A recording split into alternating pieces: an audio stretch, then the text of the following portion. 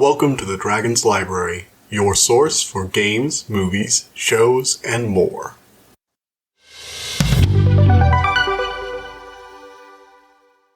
Hello everybody, the Dragon's Library is back, and today we're talking about the bad guys.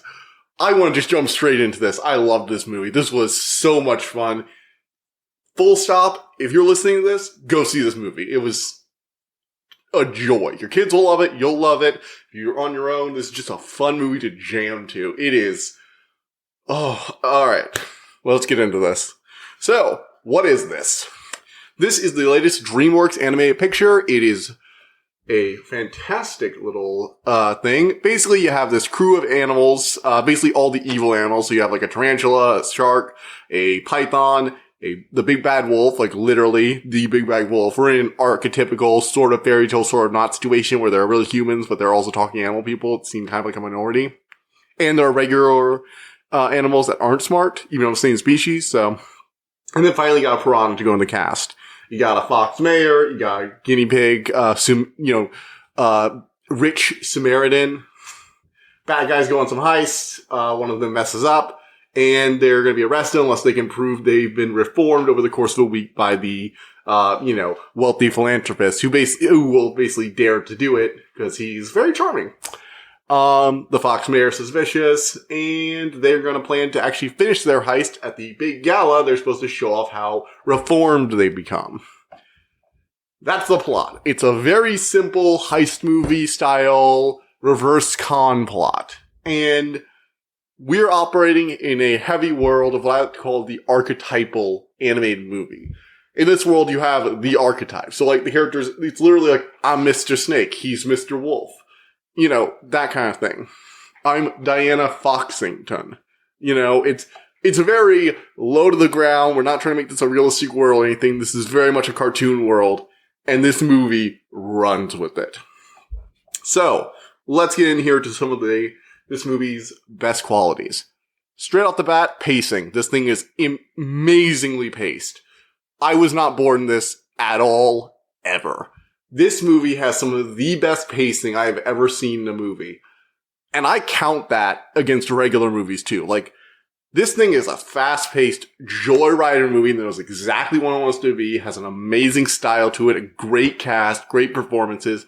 The plot is lay on the ground, but it's, a heist movie mixed with some action, Fast and the Furious, with James Bond in there. Like, it is fantastic, but it's basic. And that's going to move me down to its first con. The movie is very much a stylistic, theme park of a ride of a movie. It's great at that. Don't go in here expecting a plot you're not going to get a great twist. There was only one twist I didn't call within like the first 20 minutes. Okay? That's just how this movie rolls. And quite frankly, it's still a great ride. In fact, this movie actually proves something I believe for years.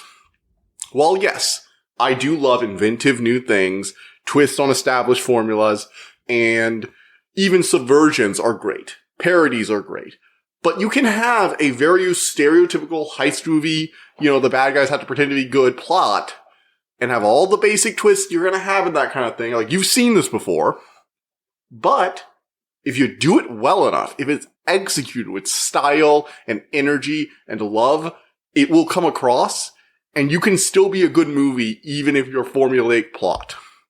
And this is a very formulaic plot, despite its setting, despite its characters, despite its grandiose style. It is still very formulaic in its plot. But you don't notice that because it's amazingly paced, because you've got these charming, fun, rambunctious characters bouncing off each other, because you've got awesome action set pieces, because you've got chase scenes, and you've got heist scenes, you've got the tarantula being the awesome hacker, you got the piranha being the tough guy, the shark being the master of disguise. Like, it's a fun movie, is what I'm saying. It's an amazingly fun movie. So, we've been talking about these characters for a while. Let's get into the cast. Let's start off with Wolf. This guy is a fast-talking, smooth manipulator, the head of the crew, literally the big bad wolf, implied to literally be the big bad wolf of all, like, the fairy tales. Like, he never got fair shake, so he's a criminal. and he's played by Sam Rockwell, who does a fantastic job of voicing him. Like, this is standout. Love it. I've always been a little questioning of the smooth-talking manipulator con artists, but Wolf is different. Like, you genuinely believe he could punk you. He could convince you to do something you hadn't even thought of. He's actually good at his job. He's the smooth-talking manipulator, the master of the plan. He's actually good. Like, the heist they screw up partially because he messed up. He didn't stick to his own plan. They actually were going to pull off the heist of the century, but then, well, he got a little distracted and ruined things. His plan would have succeeded where no other criminal had. So he's actually good at planning his heist. He is a smooth-talking manipulator who talked his way out of being thrown into a prison bus multiple times, actually. And he really does feel like the kind of person who could manipulate anyone, given enough time. And he's good at it, yeah. You've got Mr. Snake. He's the, vault cracker, 2-bit criminal. He's Mr. Wolf's big, friend. They've been together forever. They were like the core of the gang. He's self-serving, manipulative, lugs guinea pigs, for food. Because there are non-intelligent guinea pigs in this world, in addition to intelligent ones. And he's fun, yeah. He's just a fun character. He's kind of the misanthrope, the one who turns on the others in the last moment. You know this character. You've seen it. The one who's okay with things being the way they are, who doesn't want more. And what that really means is he doesn't want to lose the only people he has on him.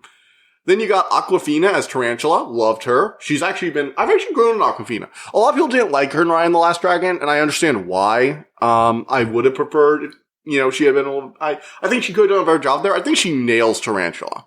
Tarantula is essentially the hacker of the group. And it's very much movie hacking. Like, very, very much so. But all in all, I like her. Yeah, she's fun. The three other ones aren't as big a presence, but they are very much felt. You got Shark, who's the master of disguise. Apparently his big thing was he stole the Mona Lisa by basically faking himself as the Mona Lisa. He's basically the joke character where it's like, how could anyone not realize he's a shark? It's like, he's the master of disguise. Like, but we don't have the ability to actually show him shapeshifting or anything like that. So he's still gonna look like a shark, but all the humans are gonna act like idiots around him and think he's not a shark. It's like whenever he's in disguise. It's like, okay, cool, whatevs. You can do that in an anime movie. That's fine. Don't play the laws of reality. Have fun with it. Then you've got Anthony Ramos as Piranha. He's essentially the mafia-style tough guy, but he's also like a great singer. He has a whole, he basically has a whole song in the middle of like the gala where they go to for their, second try at the heist. And it's just fantastic. That whole number is just so catchy. And that brings me to another thing. This movie pops with its music. I don't think I would like these songs normally, but the way the movie integrates them into this just, like, the animation just seems to flow with the sound, and it's just, oh, it's fantastic. You can't see what I'm doing right now, but I'm, like, bouncing on my hands. It's, I'm kind of still caught up in the ride. I actually just got home, and I'm recording this before I go to bed, but, this whole movie just gets you caught up in the flow of it, moving from one scene to the next. And that core of an amazingly well-paced movie just surrounds it. Anthony Ramos, really fun character though. Piranha is just kind of short-tempered. Come at me, bro, which has the, the diminutive effect of he's a piranha, so he's like the smallest fish ever. They run with that. It's fun. You've seen this trope before, but he does it well, and it's a fun take on it. So, again, execution over originality. That is totally a viable option in a movie, in my opinion. And the style is just fantastic anyway, but I'll get to that in the technical section. Moving on, we got Professor Marmalade. He's essentially the wealthy benefactor who wants to turn them around. There's a twist to that. I'm not going to spoil it because some people will care, I guess, if they listen to this. So that will be in the spoiler section, but let's just say there's more to it. The fact that I've said there's more to it, everybody's already figured out the twist. I know you all have, but I'm just not going to spoil it for the people who haven't, so. Then you got Diana Foxington. She's the Fox mayor who, seems to connect with them a bit more. She understands them. She says, yeah, well, I did insult them on TV, and their heist have been getting really sloppy. So they're going to take this personally. They're going to make a personal heist, and that's going to cause everything to fall apart, and then they're going to get caught. It's just how things are. It's like, You've got more in the skin. I just know you do. She's by Zazie Beetz. I actually haven't heard of her, but she's really good in this movie. Honestly, Diana is just so much fun whenever she's going. And when she's playing off Wolf is great. You got Alex Bornstein as Police Chief Misty Lugans. She's just over-the-top police chief who's always chasing after them. And she has this thing where she's like, I finally caught you. And then somebody's gonna be like, wait, you can't arrest him. It's like, no. I have been trying to catch them my whole life. And she keeps getting told off for arresting them. And then when they finally do it, they just like, all right, here you go, chief. It's like, you're not gonna fight? It's like, nope, here you go. This feels so unsatisfying. But you know what? I've been trying to do this my whole life anyway. I'm gonna give a freaking speech about this. I was a young child when I realized I couldn't play musical instruments because I had giant meaty hands. So I decided to become a police chief where I could strangle the criminals. And she fades in the background. It's just like, wow, she's been planning this for a while. You got this over-the-top reporter, some old lady. Got, a lot of different background characters. It's all fun, good. But this is essentially the main cast. And like I said, all these people are coming here with their A game. Everyone seems really excited, having a lot of fun. It's great. Yeah. The whole movie is just great. This is the kind of thing you can just turn on and just ride with it. So, moving on from the cast, we got the technical stuff. Okay, I've been putting it off long enough. I love how this movie looks. This thing is a feast for the eyes. It is one of the best animated movies one of the best looking anime movies that has come out in years. Now, don't get me wrong, I like Pixar style. I think they have a good, defined style. But they don't do a lot of experimental stuff. They have this very basic style, and basically every other anime movie has been copying Pixar since 3D animation became a big thing. It's not an insult. I think it's a good style to copy, but it doesn't lend itself to everything. But it feels like the bad guys took a look at what the Spider-Verse did. Spider-Verse took a chance to be different. It also seems to be drawing on a lot of Blue Sky's work with the Peanuts animations. I'm not sure if you guys have seen any of that, but a lot of the faces look a bit like that. And I think it drew upon Blue Sky and Into the Spider-Verse to create this new style. And it looks good. It looks like a kind of comic book-esque style. Not to the degree Spider-Verse was going to, but still is kind of almost like, I don't know, kind of thing you would see in a comic a bit more than in normal animation. It has these very defined lines, it looks almost like a hand-drawn 3D. That's the best way I can describe it. It's like drawn 3D, not rendered 3D. Does that make sense? It has that kind of like sketched out look to it. And I love it. No, seriously, I love this style. This movie gets by with likable cast, great pacing, good animation, fantastic animation, and a banging soundtrack. However, despite all my praise, and I have given this movie a lot of praise, I do have problems with it. The story being inconsequential works for this movie, but it also means it doesn't have much depth to it. There's really not that much more down here. And despite everything, it still doesn't measure up to a lot of DreamWorks' better stuff. The How to Train Your Dragon series, the Kung Fu Panda series also have this kind of enjoyable ride, but with an emotional core to them. And as a result, I want to give this thing like a 9 or a 10. But I can't because I always do judge things relatively. Because I feel like all artists judge relatively. And this is a fun movie. I think it's the best you could do with this, but the best this idea could make for me is probably an 8. So that's going to be my rating. I'm going to give this an 8 out of 10. If you have kids, go see this. Fun fact, there were only 2 other people in the theater with me when I went to go see it. And yeah, I saw it on a Thursday night. But that still means not enough people are going to see this. This hasn't been out long. It's only been out like a week or 2. And there's just nobody there anymore. Like, I've heard from other people.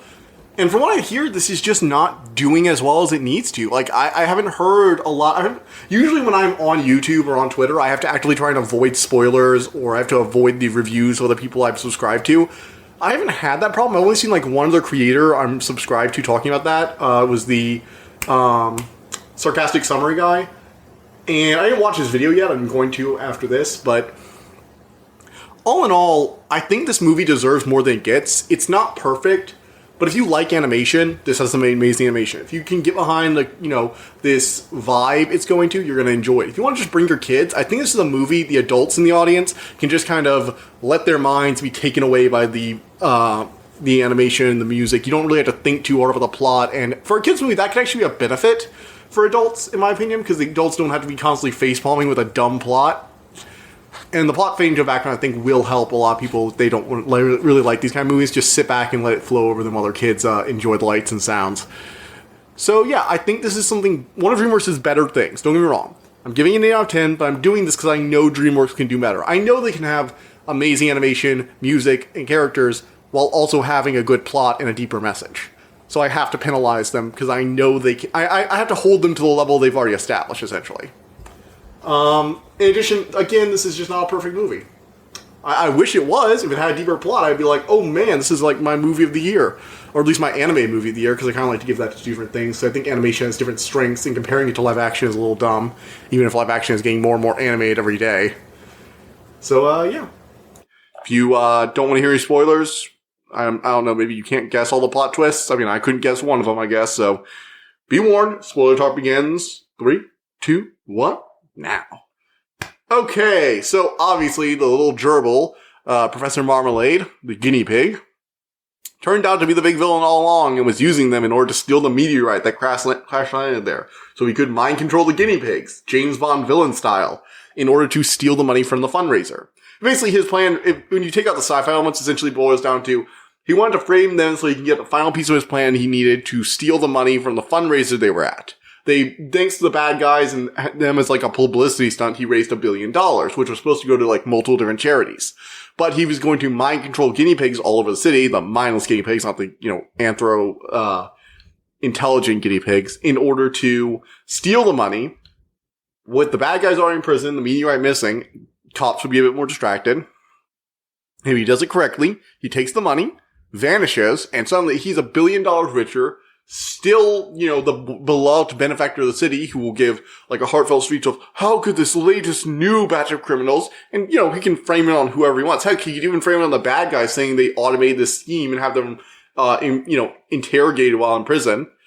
He's very good at manipulating them. He got the bad guys all angry, waited for the wolf to burst out, then kicked open the doors because he was like, wait, let me talk to them real quick. And then he revealed his plan, got them angry. But it wasn't just to gloat. He got them angry so that Wolf would bark at him. And the second Wolf started saying, I'm going to kill you, you backstabbing asshole, he kicked open the doors and did the whole, oh my, they're trying to threaten me, my poor little self. So he could incriminate them more. Basically, he wanted to still look like he was trying to help them all the way to the end and fully discredit anything they said about him. He didn't want to risk them figuring it out and trying to get the police to investigate him. He wanted to fully distance himself from them. Which was effective. The only person he doesn't fool is Diana Foxington. She's the mayor, but that's because she and Wolf, she had actually thought that Wolf was really turning around, and the crew was planning to shut off the power briefly and swap out the trophy they were supposed to award, this like golden high award trophy for being like a really good Samaritan for the city. It's like the hardest thing to steal in the city, make them famous. They did it. They were going to swap it out for a fake during a brief moment with the lights out they planted while during the celebration. But the last second, Wolf decides that, no, wait, this is an actual chance for us to go clean. We can stop. We can get out of this life. People like us. People actually want to give us a chance. So let's not break that. So he doesn't pull the trigger. But then the lights go off anyway because the guinea pig was going to steal the meteorite, which was at the event. So he frames them for stealing the meteorite. And during the chaos, Wolf is like, you know what? I'm giving it all back. I need to get this off my chest. So he takes one of those little maps that they had there, the charity map showing where all the funds are going to go for the people there. And he gives the mayor the location of their hideout. And the mayor goes down there. It's like, what did you want to show me? And when she realizes he gave her the location of all the stolen goods they'd stolen all over the years, like priceless relics, heck, the Mona Lisa is down there. Yeah, they stole the Mona Lisa. It's one of those moments like, but why would he? Oh no. And she immediately realizes someone else is playing her. Because it turns out she is the former greatest crime crime lord in the entire city, the Crimson Paw, which I guess the moment that, okay, so they have this whole thing about how the, every other thief that has tried to steal, like, the Golden Dolphin Award has, been caught or stopped thieving. Like, the only one who was never caught who attempted to steal it was the, Crimson Paw, who, just failed to steal it. Like, they have clearly tried to. They found evidence that they were there, but the trophy just never vanished, and the Crimson Paw was never caught, and then nobody ever saw them again. And then we see the fox, who is like the only crimson fur creature in this whole movie, and I'm like, oh, she's the Crimson Paw, isn't she? Yep, she was the Crimson Paw. And this other famous diamond she stole a long time ago is actually a ring that she's been flaunting in public for years, because it turns out if you flaunt a ring in public, a lot of people are just going to assume it's a very nice diamond. They're not going to inspect it too closely. She was actually hiding one of the most famous jewels in history on her ring this whole time. And it's a ring she's been like kind of stealing and then stealing back with Wolf the whole movie. Like Wolf stole it from her at the very beginning, and then she kind of grabbed it back after the theft went wrong. And then he stole it back, and then she stole it back. It's this kind of thing they do. And you quickly realize, no, she's actually very skilled at thieving. And then she like calls out their flaws on TV. And it's this moment of like, yeah, she knows way too much about you guys to not be a master thief. And she turns out to be like a full-blown like ninja. She like literally bursts into what is essentially like high-tech Alcatraz and beats up every guard just to get them out because she's realized that the gerbil stole everything. And is going to be using the meteor for the whole mind control gerbil, steal the money plot line. So yeah. And the whole thing is just this giant cascade of craziness. You got Tarantula and her on a motorcycle hacking into the trucks while the others place the trackers on the other ones that broke off. You got this awesome set piece where Piranha's being thrown all over the place. You got Wolf being a badass driver. This movie, it's sort of like Ocean's 11 meets Fast and the Furious with a little bit of James Bond villain sprinkled in. It's crazy. This thing is just crazy. And I love the way it opens with like Wolf and Snake in a low diner, and everyone's crowding at the wall, and they're like, hey, can we get a check? It's like, alright, we're leaving the money right here. It's like, well, we gotta pay for the place we ate at. We're not savages. And then they just walk into the bank, and everyone starts screaming and running away from them. They're like, so we're robbing this place. Hope you don't mind. It's just this, they just like walk in here like the master criminals there. It's like, we don't even need to try, people. We are the kings. And you really get the sense that they've just been running rampant over the city. The Fox mayor, Diane literally only became mayor because the other mayor freaking retired. Probably because he couldn't deal with this shit. It's fantastic. Like, this whole movie is very much a cartoon. I love it when animation remembers it's supposed to be fun and enjoyable. Don't get me wrong. I am a very nihilistic person. I can get behind some depressing stuff. The other day, I read that SCP story, The Stars Do Not Wait For You, and just kind of moped the whole day because I enjoy doing that from time to time. I know. I'm such a happy person. It really doesn't come across here, does it? Because I'm trying to have fun. But, no, I can get behind miserable and depressing. If you write something really miserable and depressing, I might actually want to read it because I do enjoy that for some reason. I mean, hell, I enjoy the ending of Uprooted, and that's just constant misery. Like, it's happy, I guess, ish, but like, damn. A lot of people died in that one. So yeah, I can get behind just kind of melancholic or even miserable endings. They were called Soft Rains comes to mind, the nuclear devastation of a war, a house trying to keep itself alive, a ravenous dog breathing its last. And then I'm like, but on occasion, I go watch funny cartoons. I like to play it. I like to mix it up a bit. And this is very much the opposite end of my spectrum, and I love it. Because I can do over-the-top rambunctious joy and also quiet, miserable, and depressing. But what I can't deal with is boring or edgelordy. And this movie is not that, and I love it. Because it's just a fun cartoon movie. So don't we all need that from time to time? So, yeah. That's basically all the spoiler twists. I'm honestly not going to go over every part of this plot. I will say the musical number they sing at the gala is an absolute banger.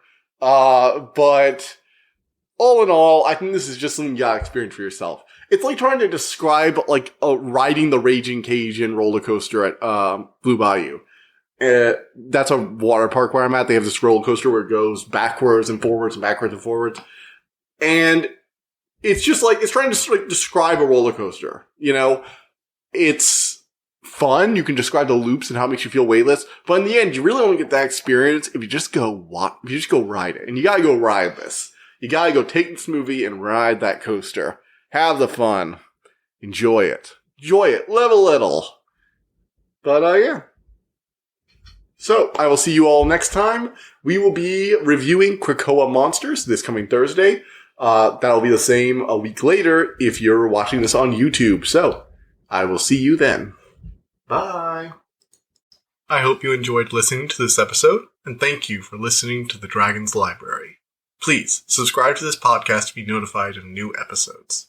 The Dragon's Library releases new episodes Tuesday and Friday each week, and you can follow us on Twitter at dragon_library2. If you want to suggest an episode topic, my email is in the description below. And as always, thank you so much for all your support.